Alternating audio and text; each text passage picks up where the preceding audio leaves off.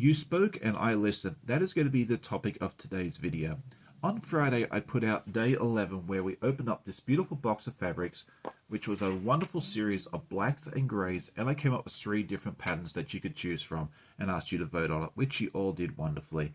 I got a lot of comments, very polite and very kind comments, that said that this needed a little more contrast, that the blacks and greys just didn't pop any of the designs out really well.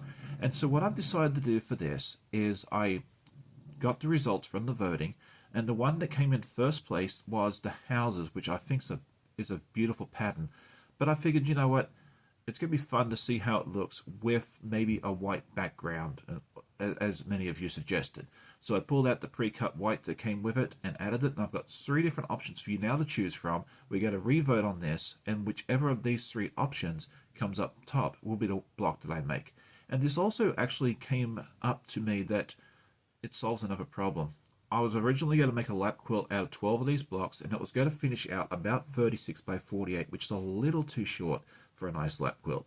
I could put a bunch of borders on there, but since we're splitting this up and adding a lot of these whites, we're going to have a lot of leftover fabric. So what I can actually do is now put 3 more blocks down the bottom to make it about 60 by 36 with some borders and some sashing. It's going to make a beautiful lap size quilt. So this actually ended up being a really good thing that this happened. So what I'm going to do for this is let you vote for block 11 again with the 3 different options, and then I'll come back later this week with day 12, and then I'm going to come up with 3 blocks on my own to finish the quilt altogether. So the 3 options we have for today are: choice A is to leave it as is. Choice B will be where I take out the sky of each block and replace it with a black half square triangle. And then the third option is where I remove the roof pieces which match the bottom of the houses and replace those with black half square triangles.